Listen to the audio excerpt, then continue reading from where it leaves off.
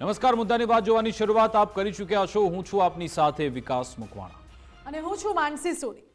SIR જે પ્રક્રિયા સરકારે અમલમાં મૂકી છે, ચૂંટણી પંચ દ્વારા તેની કામગીરી કરવામાં આવી રહી છે અને એસઆઈઆર પ્રક્રિયા મતદાર યાદી સુધારણાની પ્રક્રિયા જે કામગીરી સોંપવામાં આવી છે શિક્ષકોને, એ શિક્ષકો જે દેશના ભવિષ્યનું ઘડતર કરે છે, આજે એ જ શિક્ષકો પોતાના વર્તમાનમાં ઝઝૂમી રહ્યા છે, કારણ કે એસઆઈઆર પ્રક્રિયાનો વિરોધ નથી, વિરોધ છે કામગીરીનું જે વધારે પડતું ભારણ આપવામાં આવે છે તેનું। ઘણા ખરા પ્રશ્નો છે, ઘણી વખત ટેકનિકલ ખામી સર્જાય છે, ઘણી વખત જે ફોર્મ છે તેમાં મહિલાઓના નંબર આપવામાં આવે છે, મોડી રાત સુધી કેટલાક લોકો મહિલાઓને ફોન કરે છે અને કેટલાક તો એવી માનસિકતાવાળા લોકો પણ હોય છે કે જે જાણી જોઈને મહિલા કર્મચારીઓને ફોન કરીને હેરાનગતિ કરે છે। છેલ્લા 4 દિવસમાં શરમજનક ઘટના એ છે કે છેલ્લા 4 દિવસમાં ગુજરાતમાં 4 બીએલઓ અધિકારીના મૃત્યુ થયા છે। શિક્ષકોને જે એસઆઈઆરની કામગીરી સોંપવામાં આવી છે એમાં એમને બૂથ લેવલ ઓફિસર તરીકેની જવાબદારી સોંપવામાં આવી છે, જે શિક્ષકો ગામે ગામ જઈને ઘરે ઘરે જઈને માહિતી એકત્રિત કરશે, ફોર્મ ભરશે, સાથે સાથે તે ઓનલાઈન અપલોડ કરવાના રહેશે અને આ આખી પ્રક્રિયામાં ઘણી વખત ટેકનિકલ ખામી આવે છે, ઘણી વખત કેટલાય લોકો એ બીએલઓને ફોન કરે છે અને જ્યારે એ બીએલઓની તબિયત બગડે કે બીએલઓ કામગીરી પર ન પહોંચી શકે તો એ બીએલઓ વિરુદ્ધ ધરપકડ વોરંટ જારી કરવામાં આવે છે। પરિસ્થિતિ અત્યારે શિક્ષકોની એવી કપરી બની ગઈ છે કે કામ કરો તો હાલાકી વધારે છે અને કામ ન કરો તો પછી બીક લાગે છે ધરપકડ વોરંટની। આ પ્રકારે શા માટે તેમના ઉપર પ્રેશર બનાવવામાં આવી રહ્યું છે એ સવાલ છે। સવાલો ઘણા બધા ઉઠી રહ્યા છે, જો કે આ જ મુદ્દે આજે વાત કરવી છે। બિલકુલ, ઘણા બધા પ્રશ્નો છે। શું બીએલઓ પર સર એટલે કે કહેવાતા સર એની વાત કરી રહ્યો છું, શું એમનું ભારણ છે, એના કારણે જ બીએલઓ એ અંતિમ પગલું ભરી રહ્યા છે અથવા તો એટલા બધા ભારણ, એટલા બધા ટેન્શનમાં છે કે એમના જીવ જઈ રહ્યા છે। છેલ્લા 3 દિવસથી અમારે સમાચાર બતાવવા પડે છે કે કોઈ બીએલઓનું મોત થયું છે।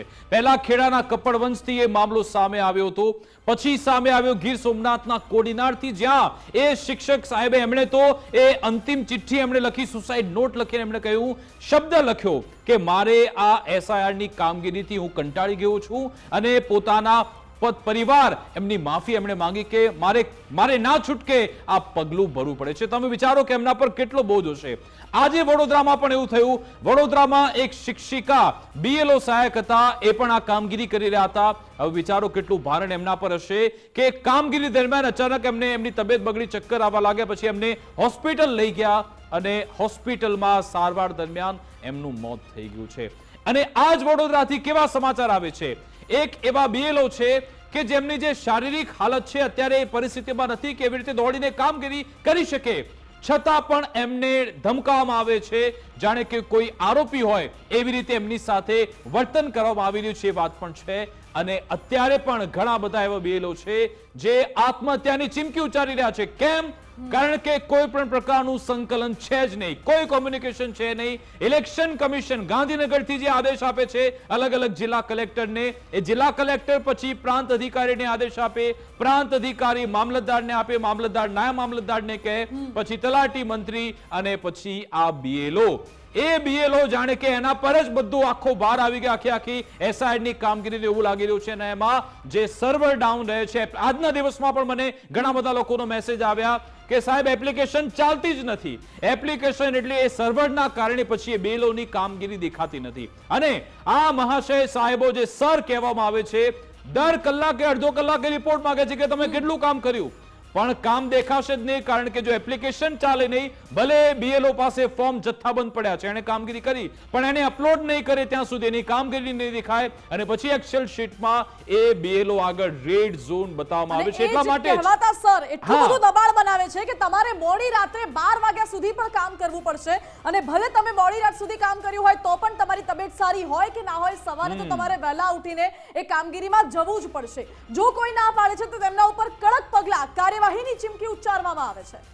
એટલે એ જ કેમ આખરે થઈ રહ્યું છે, ક્યાં કમ્યુનિકેશનનો અભાવ છે, કેમ બીએલઓ કર્મચારીના મોત થઈ રહ્યા છે, એ જ અંગે આપણે આજે ચર્ચા કરીશું, વાતચીત કરીશું, આપણે એ મત જાણવાનો પ્રયત્ન કરીશું। પરંતુ એ વડોદરાથી સમાચાર લઈએ કે જ્યાં આજે ફરી એકવાર એક કમનસીબ બનાવ બન્યો છે, જ્યાં એસઆઈઆરની કામગીરી દરમિયાન કર્મચારીનું મોત થયું છે। એમનું નામ છે ઉષાબેન સોલંકી, જે આપણી વચ્ચે નથી રહ્યા। સયાજી હોસ્પિટલમાં જ્યારે તેમને લઈ જવામાં આવ્યા, ડોક્ટરોએ એમને મૃત જાહેર કર્યા છે। બીએલઓના સહાયક તરીકે તે નોકરી કરી રહ્યા હતા। તેમણે કામગીરી દરમિયાન તે અચાનક બેભાન થઈ ગયા. પ્રતાપ વિદ્યાલયમાં આ ફોર્મ ચેકિંગની કામગીરી ચાલી રહી હતી દરમિયાન જ આ કમનસીબ બનાવ બન્યો છે. ખેડાની વાત કરીએ કે પછી કોડીનાર, શું મોરબી, શું પંચમહાલ, તમામ જગ્યાએથી આવા સમાચાર મળી રહ્યા છે જે ખૂબ જ કમનસીબ છે. અમે છેલ્લા ડે 1 થી છેલ્લા 15 દિવસથી અમે અહેવાલ ચલાવી રહ્યા છે કે સાહેબ તમે સમજો, જમીની હકીકત તમે સાહેબ જાણો કે આખરે ક્યાં ભૂલ આપણાથી થઈ રહી છે. તમે જો ભૂલ સ્વીકારી લેશો તેનાથી તમે નાના નહીં થઈ જાઓ. તમે જે જમીની સ્તરે BLO ને જે ભારણ આવી રહ્યું છે, જે ટેકનિકલ એરર હોય કે કોઈ પણ વિષય હોય, સાહેબ તમારે ગ્રાઉન્ડ પર ઉતરવું પડશે. ત્યાં ઓફિસમાં બેઠા બેઠા તમને ફોન પર ખબર નહીં પડે કે આખરે BLO શું પરિસ્થિતિમાં જીવી રહ્યા છે, કેવી પરિસ્થિતિમાં કામ કરી રહ્યા છે, આપણે જાણવું જરૂરી છે. વડોદરા તો ઠીક હતું, ત્યાંથી સમાચાર એ જ આવ્યા. સવારે પહેલા સમાચાર આવે છે કે કર્મચારીનું મોત થાય છે અને પછી ત્યાં એક વિકલાંગ કે જેમના પર પણ એ કામગીરીનું ભારણ થોપી દેવામાં કે ભાઈ તમારે કામ તો કરવું જ પડશે. ગઈકાલે પણ ગુજરાત ફર્સ્ટે બતાવ્યું હતું, જે સ્ક્રીનશોટ વાયરલ થયા હતા.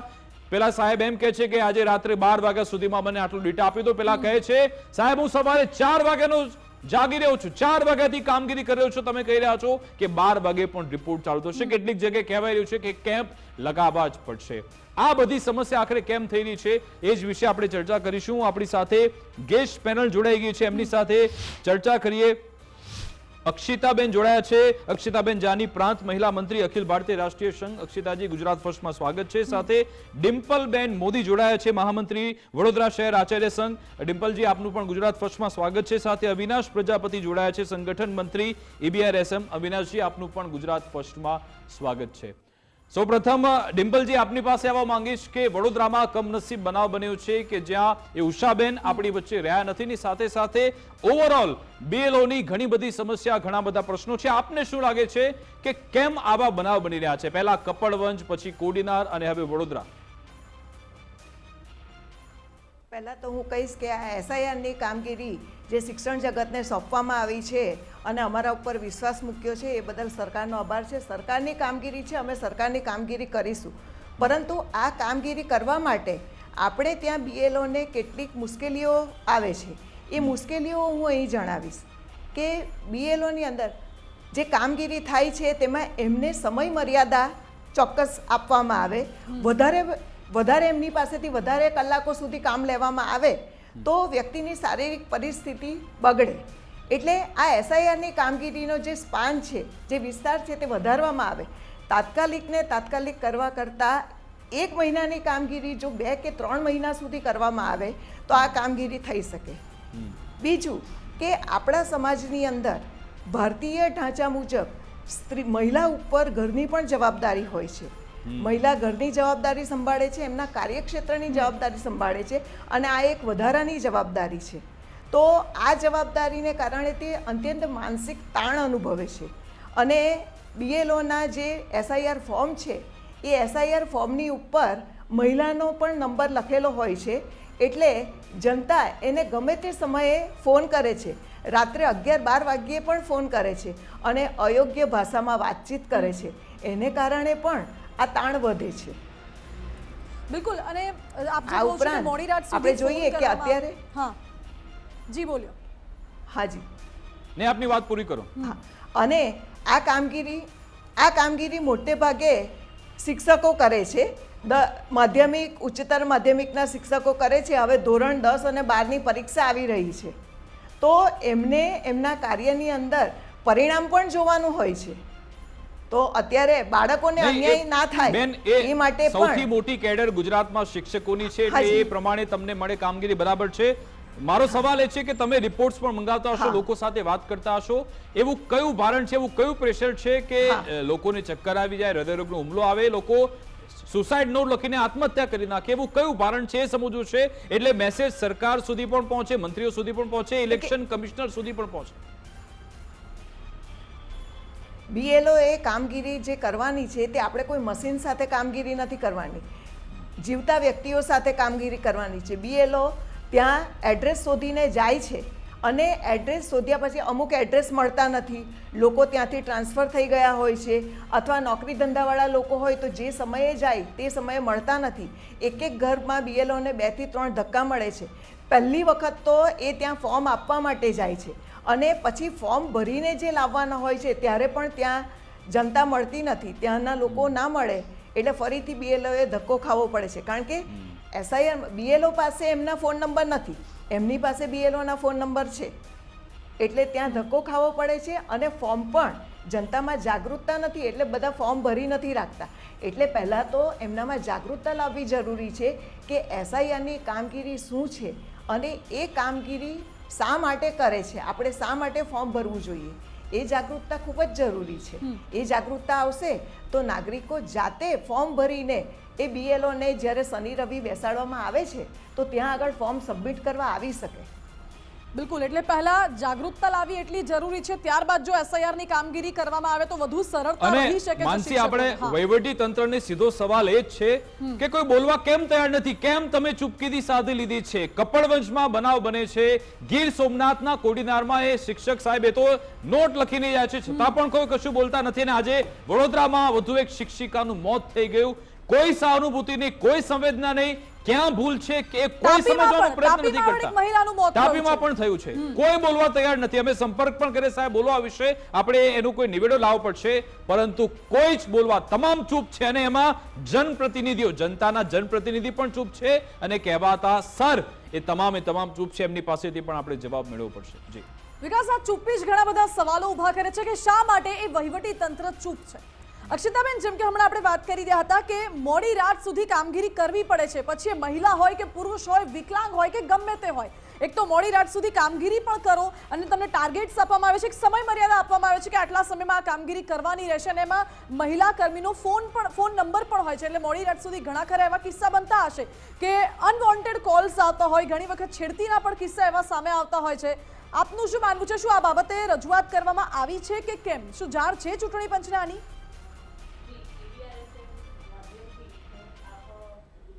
ચેનલનો સૌપ્રથમ આભાર માનીશ કે આપે આ એક અતિ સંવેદનશીલ મુદ્દો છે, બીએલઓની જે કામગીરી છે એને આજે ચર્ચામાં લીધો છે અને મને અહીંયા બોલાવી છે આપની સમક્ષ. બીએલઓની જે કામગીરી છે એ મહિલાઓ માટે તો ખૂબ જ ભારણરૂપ છે, કારણ કે સૌથી મોટો વર્ગ જે છે શિક્ષકોમાં એ મહિલાઓનો છે. અને અત્યારે તમે પરિસ્થિતિ જુઓ તો મારી પાસે, આજે હું પોતે પણ બીએલઓ છું, મારી પાસે 1400 મતદાર છે, તો મારા 1400 ફોર્મ પર મારો નંબર છે.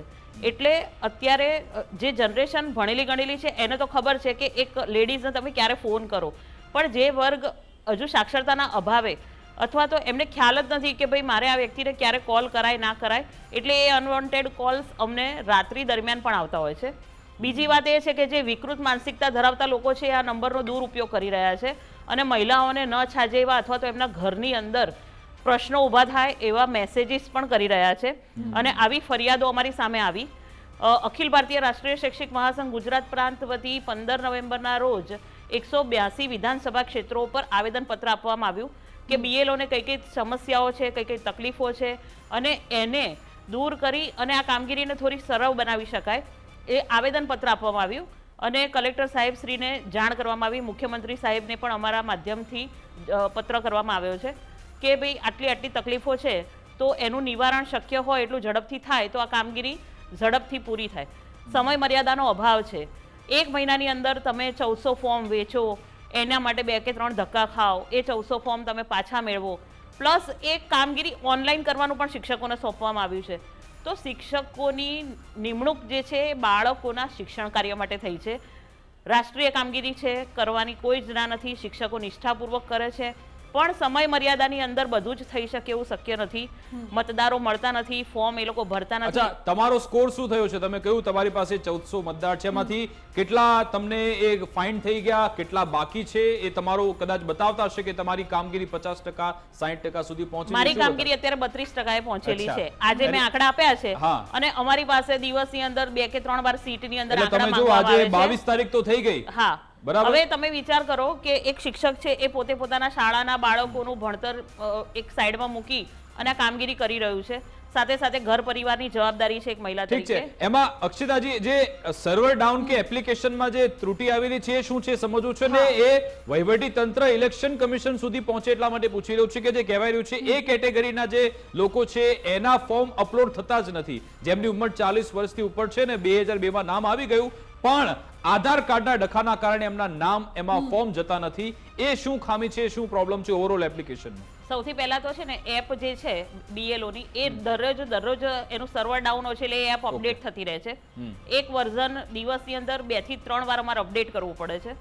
બીજી વાત એ છે કે એનું જે લોગિન આઈડી છે ને એ એક જ જગ્યાએથી થઈ શકે છે. દાખલા તરીકે અત્યારે અમદાવાદની અંદર બીજા જે તલાટી કે કોમ્પ્યુટર ઓપરેટર છે એમને એન્ટ્રી કરવા માટે ક્યાંક બેસાડ્યા હોય તો એ અમારા BLO પાસે OTP માંગે છે અને પોતે લોગિન થઈને ફોર્મની એન્ટ્રી કરતા હોય તો એ ભાઈ જ્યારે ફોર્મની એન્ટ્રી કરતા હોય ત્યારે હું પોતે અંદર લોગિન થઈ શકું ને અને જો હું કંઈક મારા આંકડા મને સીટમાં માંગે છે અને અંદર લોગિન કરવાનું ટ્રાય કરું છું તો પેલા એન્ટ્રી બંધ થઈ જાય છે. એટલે સૌથી પહેલા તો એપની અંદર મેક્સિમમ મલ્ટિપલ યુઝર 3 તો હોવા જ જોઈએ કે જેથી કરીને 3 વ્યક્તિઓ એક કામ કરી શકે, એક સાથે એક્સેસ કરી શકે અને એક સાથે એક્સેસ થઈ શકશે તો આ કામગીરી ઝડપથી થશે. બીજું એ છે કે દરેક અલગ અલગ વિભાગોની અંદર અલગ અલગ ક્લાર્ક છે કે કોમ્પ્યુટર ઓપરેટર છે તેમને આ કામગીરી વહેંચી દેવામાં આવે જેથી કરીને આ કામગીરી સરળતાથી થઈ શકે. BLO પોતે ફોર્મ સબમિટ કરાવે અને એક બાજુ એની એન્ટ્રી થતી રહે તો ઝડપથી કામ થશે. બાકી એક જ વ્યક્તિને તમે પ્રેશરાઇઝ કરશો તો ઇમ્પોસિબલ છે કે 4 ડિસેમ્બર સુધીમાં હું પોતે 1400 મતદારની જે ફોર્મ વિતરણ છે એ પાછું કલેક્ટ કરી અને એને ઓનલાઈન કરી શકું. કારણ કે હું પણ એક સહજ માનવ છું, મારી પણ અમુક મર્યાદાઓ હોય છે. કારણ કે રાત્રે 12 વાગે પણ આ કામગીરી કરીએ, 2 વાગે પણ કરીએ, પણ જો સર્વર જ નથી ચાલતું તો હું કઈ રીતે એને આગળ વધારીશ? તો મેઇન જે પ્રોબ્લેમ છે સર્વરનો છે. એ સર્વર કઈ કંપનીનું છે આપ કહી શકો ખરા કે કોનો એ બધું દેખરેખ કોણ રાખે? સરકારી કંપનીને કોન્ટ્રાક્ટ છે કે પ્રાઇવેટ કંપનીને આપ્યો છે એવું તમને ધ્યાન? ના, એવું મને ધ્યાન નથી, પણ ખરેખર જે એપનું સર્વર છે એ ડાઉન રહે છે અને એપની અંદર ખૂબ જ અપડેટ આયા કરે છે. એના કારણે બધા અમુક સ્ટેપ આગળ વધે છે પછી પાછા જતા રહેવાય છે. અને મને તો એવો ડાઉટ પણ છે કે કદાચ એવું બની શકે કે આ ઇશ્યુના કારણે અમે જે ડેટા અપલોડ કર્યા છે એ ઉડી પણ જાય. ઓકે, બરાબર, તો એ સંભાવના રહેલી છે. એટલે એક પોઈન્ટ એ પણ છે કે જ્યાં ટેકનિકલ ખામી ઘણી બધી આવી રહી છે ને એના કારણે અડચણ ઊભી થઈ રહી છે આ કામગીરીમાં. શ્યોર, ટેકનિકલ ખામીના કારણે. બીજું છે કે જે માનવ કલાકો છે એ તો વપરાઈ રહ્યા છે પણ સામે એવું કામ નથી થતું કારણ કે અમારે જીવતા વ્યક્તિઓ સાથે કામ કરવાનું છે. હું પોતે મારો સમય આપીને એ વ્યક્તિના ઘરે જવું પણ એ વ્યક્તિને સમય નથી, એ નોકરીએ ચાલ્યો ગયો છે તો હું એને કયા ટાઈમે મળું? ઘરે જે વ્યક્તિઓ છે, મહિલાઓ છે, એમ કે છે કે અમને આ બધી ખબર ના પડે, અમારા ઘરના આવે ને મારો બાબો આવે ને એને સમજણ પડે છે, એને તમે સમજાવજો. બરાબર, હવે એવું બને કે અમે ફિલ્ડમાં ફરતા હોઈએ અને કોઈના કોલ આવતા હોય તો અમે ના પણ રિસીવ કરી શકીએ. તો એ વ્યક્તિઓને અમારે મળવું એ એમના સમયે મળવાનું છે, અમારા સમયે નહીં. અમે સવારે 7 વાગે જઈએ તો એમ કે બેન હજુ તો અમે નાયા ધોયા નથી, પછી આવજો. એટલે અમારી ગુજરાત ફર્સ્ટની અપીલ જે પણ BLO અમને સાંભળી રહ્યા છે, જે પણ કામગીરી કરી રહ્યા છે, સાહેબ તમે જરા પણ મૂંઝાતા નહીં. તમને ભલે ગમે એટલું ભારણ હોય પરંતુ સિસ્ટમ સામે લડો, તમારો જીવ ના મૂકી દો. જે સાહેબે કમનસીબ ઘટના કોડીનારમાં થઈ કે એમણે એ સુસાઇડ નોટ લખીને અંતિમ પગલું ભર્યું, એવું ના થવું જોઈએ. અમારી પણ અપીલ છે, તમે ગુજરાત ફર્સ્ટ આપની સાથે ઊભું છે. જો તમને ક્યાંય પણ સમસ્યા આવેલી છે, ગુજરાત ફર્સ્ટનો તમે સંપર્ક કરો, અમારા પ્રતિનિધિનો સંપર્ક કરો. તમારી સમસ્યા અમે તુરંત જ બતાવીશું, નિવેડો લાવવાનો પ્રયત્ન કરીશું. પણ પોતાનો જીવ, તમારું એ ભવિષ્ય, તમે તો લોકોનું ભવિષ્ય તમે બનાવો છો. તમે આ SIRના કારણે, આ સર્જના કારણે તમારા પરિવારનું ભવિષ્ય બરબાદ ન કરો. અવિનાશજી, મારે તમારી પાસે આવું છે કે ઓવરઓલ કેમ એટલું બધું, કયું એટલું મોટું માથા પર ભારણ આવી જાય છે, કયું એટલો મોટો ટોપલો છે SIRનો જેના કારણે આ અંતિમ પગલું ભરવામાં આવી રહ્યું છે ને લોકોના મોત થઈ રહ્યા છે? ભારણ એટલા માટે છે કે કામનું જ્યારે ઓવરલોડિંગ થાય ત્યારે માણસ માનસિક રીતે ભાગી જતો હોય છે. બાકી શિક્ષક હંમેશા કામ કરતો આવ્યો છે અને કરતો રહેવાનો છે, પરંતુ જ્યારે કામનું ઓવરલોડિંગ થાય ત્યારે સ્વાભાવિક છે કે માણસની પણ કેપેસિટી હોય કે આટલું કરી શકે, એનાથી વિશેષ કરવા જાય તો એની માનસિક પરિસ્થિતિ બગડતી હોય છે.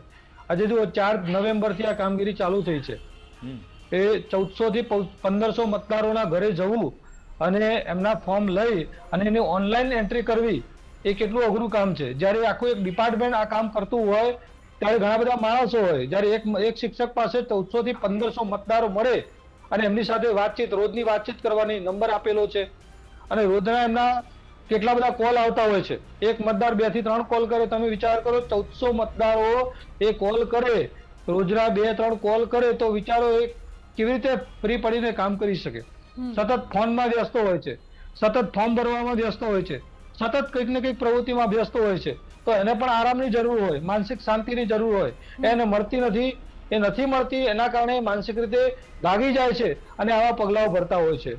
આપના અંદરથી કહેવા માંગુ છું કે જ્યારે પણ આવું થાય ત્યારે સામે તમે સાચા હો તો સિસ્ટમની સામે તમારે જઈને રજૂઆત કરવી જોઈએ, નહીં કે આવા આપઘાત જેવા પગલા કરવા જોઈએ. શિક્ષકોએ આજે ગુજરાતમાં 4 શિક્ષકોનું અવસાન થયું છે. એ સિવાય ભારતમાં ઘણા બધા મધ્યપ્રદેશ છે, રાજસ્થાન છે, કેરળ છે, પશ્ચિમ બંગાળ છે, તમિલનાડુ છે, એવા ઘણા રાજ્યોમાં શિક્ષકોના આપઘાતના બનાવો આપણે જોયા છે. તો મારે બધાને વિનંતી છે કે સિસ્ટમની સામે તમે તમારી સાચી રજૂઆત કરો, આવા ખોટા ના પગલા ભરજો. કારણ કે તમારી આત્મહત્યાના કારણે બીજા તમારા પરિવારના કેટલા માણસો દુઃખી થાય છે. બિલકુલ, કોઈએ આવું પગલું ન જ ભરવું જોઈએ, કારણ કે જે આ SIR ની પ્રક્રિયા છે અને જે જોબ છે શિક્ષકોની, એ માત્ર એક જોબ છે, જીવનનો ભાગ છે, જીવન નથી. એટલે ખાસ કરીને આવું પગલું તો ક્યારેય ન ભરવું જોઈએ. ડિમ્પલજી, એ સમજવું છે કે શા માટે આટલું બધું પ્રેશર ઊભું કરવામાં આવી રહ્યું છે, કે પછી ખરેખરમાં છે એવી કઈ ટાઈમલાઈન ભાગી જાય છે? કારણ કે એમ જોવા જઈએ તો કોઈક શિક્ષિકા બેભાન થઈ જાય છે, કોઈક શિક્ષિકાને શ્વાન કરડે છે, કોઈક દિવ્યાંગ છે છતાં પણ કહેવામાં આવે છે. અમદાવાદમાં બાપુનગરમાં પણ એવું થયું કે શિક્ષિકા બેભાન થઈ ગયા, કે એમની તબિયત સારી છે, સ્થિર છે, પણ આવા કિસ્સા સતત બની રહ્યા છે અને છતાં પણ દબાણ કરવામાં આવે છે કે તમે ના કરી શકો તો બીજા કોઈ પાસે કરાવો, પણ તમારે કામ તો કરવું જ પડશે. હા, એક્ઝેક્ટલી. મારે આ જ કહેવું છે કે આ જે કામગીરી છે તે કામગીરી કરે જ છે શિક્ષકો, પણ એ કામગીરી કરવા માટેની સમય મર્યાદા વધારવી જોઈએ. કારણ કે આપણે જીવંત વ્યક્તિ સાથે કામ કરી રહ્યા છીએ અને એક ત્યાં આગળથી ફોર્મ લાવવાના, ફોર્મને કમ્પ્લીટ કરવા માટે 2002ની યાદીમાંથી શોધતા BLOને વાર લાગે છે. ઉપરાંત આ જે સર્વર છે તે સર્વર એટલું ડાઉન છે. આજની જ વાત કરું તો આજે કેટલાય શિક્ષકોને બેસાડ્યા છે આ કામગીરી ઓનલાઈન કરવા માટે, પરંતુ કામગીરી થોડો સમય ચાલી ત્યાર પછી સર્વર ડાઉન થઈ ગયું.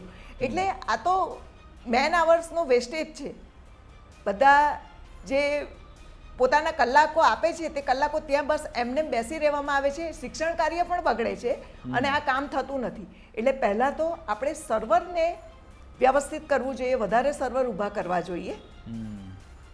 બિલકુલ. અત્યારે જ ડિમ્પલજી મને એક બેલનો મેસેજ આવ્યો છે કે એપ્લિકેશનમાં સમથિંગ વેન્ટ રોંગ, બસ એલર્ટ, આવો જ મેસેજ સતત આવ્યા કરે છે, એપ્લિકેશન ખુલતી જ નથી. તમે ડિમ્પલજી આજે વડોદરામાં તમે આવેદનપત્ર પણ આપ્યું, તમે સૌ કોઈ પહોંચ્યા હતા, તો સીધી રીતે કલેક્ટર આ બધું જોતા હોય છે, એમના તરફથી શું પ્રત્યુત્તર આવે છે? શું કોઈ આશ્વાસન મળી રહ્યું છે ખરા કે ભાઈ આમાં કોઈ ભારણ ઓછું થશે, જે પ્રેશર આવી રહ્યું છે એને ઓછું કરવામાં આવશે, અથવા તો કોઈ રસ્તો શોધવામાં આવશે? શું આશ્વાસન મળી રહ્યું છે વહીવટી તંત્ર તરફથી?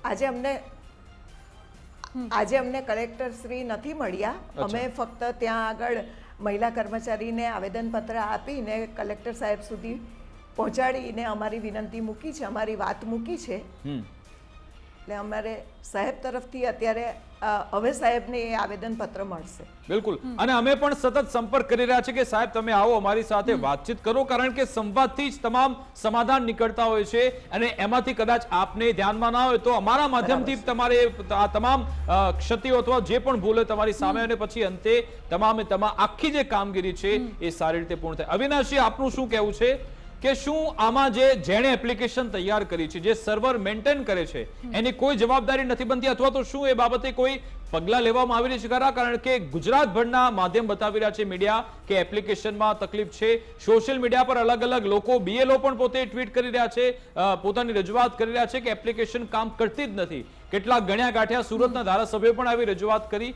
તો કેમ એ એપ્લિકેશનની જે મડાગાંઠ છે એને સુધારવામાં નથી આવતી, ખોલવામાં નથી આવતી? જે એપ્લિકેશનમાં સુધારો કરવાની 100% જરૂરિયાત છે. જેને પણ એમને બનાવી હોય એમાં અપડેશન કરવાની જરૂર છે. અને એમાં એવું પણ બની શકે કે આખા ગુજરાતમાંથી જેટલા પણ બૂથ છે એ બૂથ લેવલ ઓફિસરો આ કામગીરી કરતા હોય, એ સિવાયના સહાયકો પણ કામ કરતા હોય, તો એ સર્વર ઉપર ઓવરલોડિંગ થતું હોય, એના કારણે પણ સર્વર ડાઉન થતું હોય, એવી પણ વાસ્તવિકતા છે. અને સર્વર જેને બનાવ્યું છે એને પણ એના માટે કોઈ વિશેષ આયોજન કરવું જોઈએ, જેથી કરીને આજે શિક્ષકોનો સમયનો બગાડ થઈ રહ્યો છે. જે સિસ્ટમની અંદર જે કામ કરતા કર્મચારીઓ છે એમનો જે સમય બગડી રહ્યો છે ના બગડે. એટલે સિસ્ટમમાં સુધારવાની જરૂર છે. બિલકુલ. અક્ષિતાજી, આપનું શું કહેવું છે કે એક સાથે આ 5 કરોડ મતદારો અને એમના લગભગ 10 કરોડ તો ફોર્મ હશે, કેમ કે ડબલ ફોર્મ છે, એ ફોર્મ લઈ જવાના, એને પછી એનું તમામ વિગતો ભરવાની, અને તમે જુઓ કે ફોર્મમાં જુઓ એમાં પણ કેટલી વિસંગતતા છે કે જો તમે 2025માં એ ફોર્મ ભરવાનો છે, ઉપર જો તમારું 2002 ની યાદીમાં નામ આવ્યું તો ડાબી બાજુ લખો, ન આવ્યું તો જમણી બાજુ લખો, એમાં પણ પછી માતા પિતાની બધી વિગત લખો. આવું બધું ભણેલા ગણેલા લોકો પણ નથી કરી શકતા, તો જે લોકો અભણ છે એ લોકો પણ કેવી રીતે ભણતા હશે? આ તમામ સવાલ તો છે. તો શું ટ્રેનિંગમાં પૂરતો સમય આપને આપવામાં આવ્યો તો ખરા? કારણ કે 4 નવેમ્બરથી પ્રક્રિયા શરૂ થઈ, એ પહેલા આ તમામ બાબતોની સમીક્ષા માટે અથવા તો તૈયારી માટે કેટલો સમય લેવામાં આવ્યો? ટ્રેનિંગની વાત કરું તો અમને લોકોને વેકેશન દરમિયાન 4મી તારીખે, અમારું વેકેશન 6મી તારીખે ખુલતું હતું, પણ 4મી તારીખે બધા ઓક્ટોબરની વાત કરી રહ્યા છો? હા, ઓકે. તો અમારા બધાને ત્યાં આગળ બોલાવવામાં આવેલા. 4મી તારીખે તમે જ્યાં હોય ત્યાંથી અહીંયા હાજર થઈ જાઓ. ઘણા બધા શિક્ષકો વતનમાં હતા કે બહાર ગયેલા હતા, તેમ છતાં પણ જેમ તેમ કરી અને શિક્ષકો પોતે હાજર થયા.